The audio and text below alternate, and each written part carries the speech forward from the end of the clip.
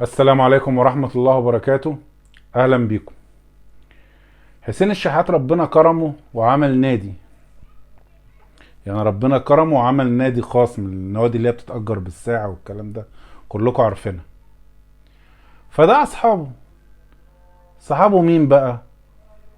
صحابه إمام عاشور، كهربا، رامي، طبعا كهربا وإمام عاشور صديقهم أحمد فتوح، جه أحمد فتوح. فدي مناسبة، فأنا شايف إن الموضوع عادي يعني. الدنيا قامت وطلعت على الصورة دي، وكل الدنيا قامت مش قاعدة.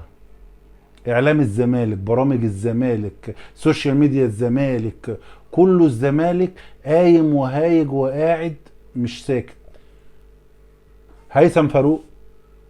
هيثم فاروق طالع وكاتب بوست قد الدنيا، ها، ووصفه بالحقير. معايا؟ وصف احمد فتوح بالحقير. هتحوت قال له بكره تندم على كل اللي بتعمله ده. مهيب عبد الهادي قال لك فتوح ابصم بالعشرة خلاص في الاهلي. كل ده عشان ايه يا جماعه؟ كل ده عشان ايه؟ عشان فتوح اتصور في مناسبه افتتاح النادي بتاع حسين الشحات، هو وكهربا وامام عاشور والناس دي، زي البوست بالظبط اللي اتصوروا مع لعيبه الاهلي في المنتخب. الدنيا برضو قامت ما قعدتش. اقول لكم ايه اللي هيقوم بقى على الموضوع ده وايه اللي هيخلص الدنيا دي كلها.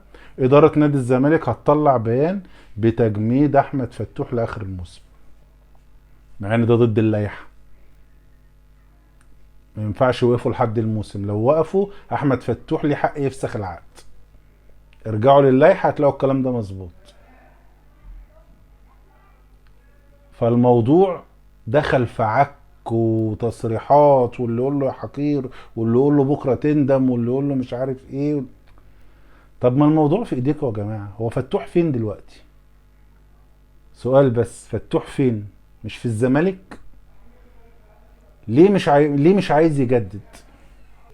ليه مش عايز يجدد فتوح؟ لان الاداره مش عارفه تجدد له. طب ليه مش عارفه تجدد له؟ مش عارفه تجدد له لانه عايز زي زيزو، ها، عايز ما يتخطى 60 مليون جنيه في السنه، في الثلاث سنين، في السنه موسم بياخد. زيزو بيتخطى ال 50 مليون جنيه في السنه. تمام.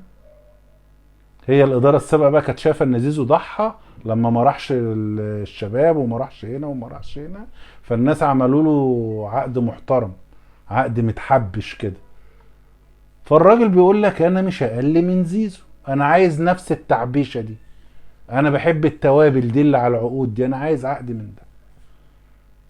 طبعا نادي الزمالك مطلع قرار بيقول لك احنا سقفنا، ها، 10 مليون جنيه لاي لاعب.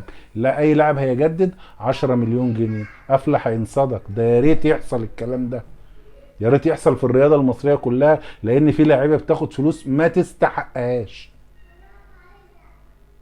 ده اوفا بيقول لك عايزين 3 مليون دولار، وهو اوفا. امال لو حاجه تانية غير الاوفا يعني. فالموضوع بقى فيه استعباط واستهبال، وفيه حاجات كده انت مش قادر تحددها بالظبط. فسقف المرتبات، يا ريت يبقى فيه سقف مرتبات. بس نادي الزمالك ده معودنا انه طول عمره حنفي. قال لك احنا بتوع المبادئ وخلاص، بيع فتوح والزناري وصبحي ودول مش هيرجعوا لنا تاني. ورجعوا من ناحية تانية، هم بيجروا وراه ورا وكيله في المطاعم وفي كل حتة عشان يجدد. كل ده ليه؟ عشان ما يروحش الاهلي. عارفين ده لو رايح بيراميدز، لو رايح انبي، لو رايح اي حتة، والله لا هيحصل عليه كلام ولا هيحصل عليه اي حاجة، ويسيبوه يمشي ببلاش كده. لكن ده رايح للعدو، رايح للاهلي. فطالما رايح للاهلي احنا نحارب بكل الاسلحه عشان ما يروحش الاهلي. هي دي القصه يا جماعه، مفيش غير كده. احنا نحارب بكل الاسلحه عشان ما يروحش الاهلي. زي بيراميدز بالظبط. اول ما اتكلم على محمد حمدي، محمد حمدي اتعمل له عقد ب3 سنين وعقد محترم. وبكره تعرفوه بكام، عشان ما يروحش الاهلي. هم مش عايزين الاهلي يبقى قوي، اي حد يروح الاهلي يقويه، لا مش عايزين. يا عم انت مش عايزه يروح الاهلي، اعمل له عقد زي زيزو.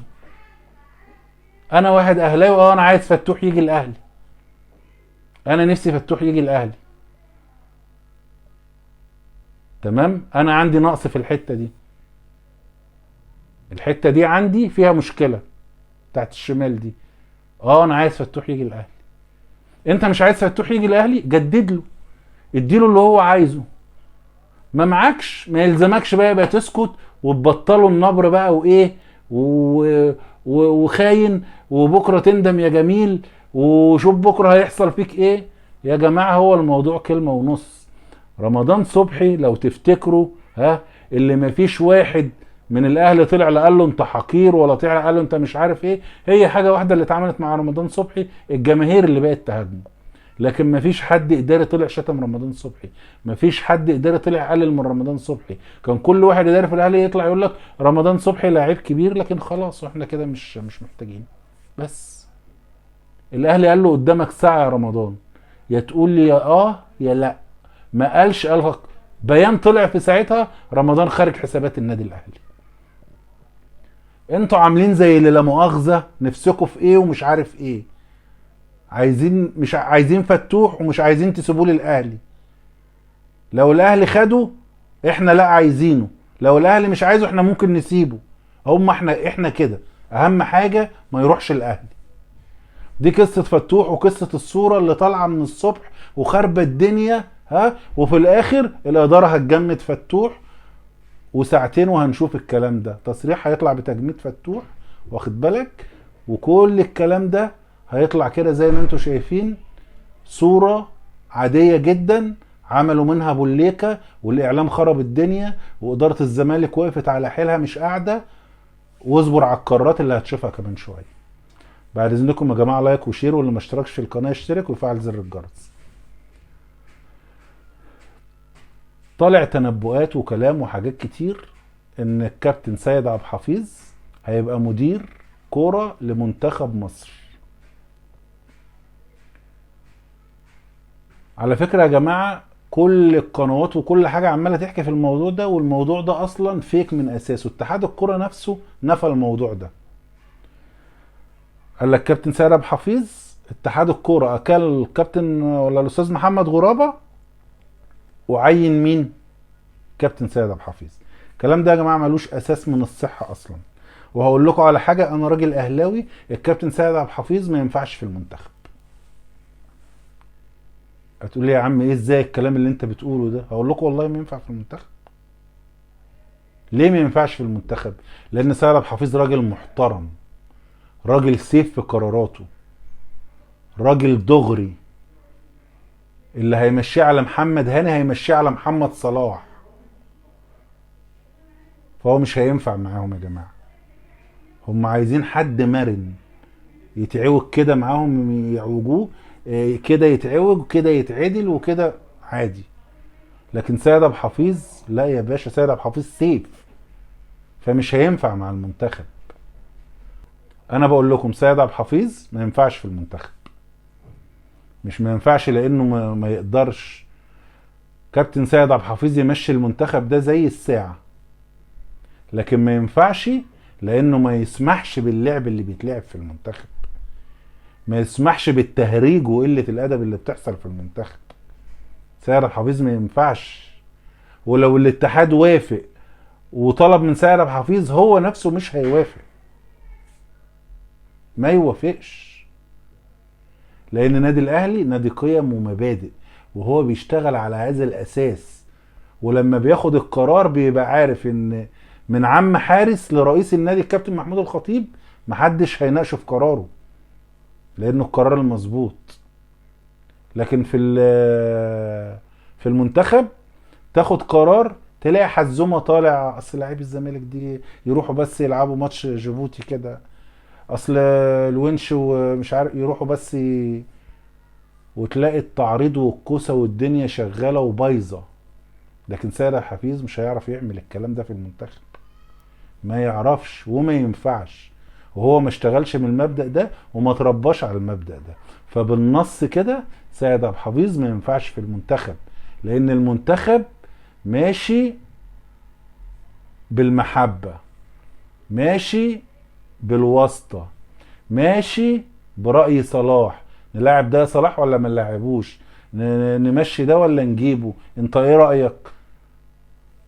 هو المنتخب ماشي كده. فعشان كده سيد عبد الحفيظ ما ينفعش في المنتخب. سيد عبد الحفيظ ان شاء الله الايام اللي جايه هتلاقوه في النادي الاهلي ماسك منصب محترم جدا جدا جدا. شكرا لكم يا جماعه، وبعد اذنكم لايك وشير، واللي ما اشتركش في القناه يشترك ويفعل زر الجرس. سلام عليكم.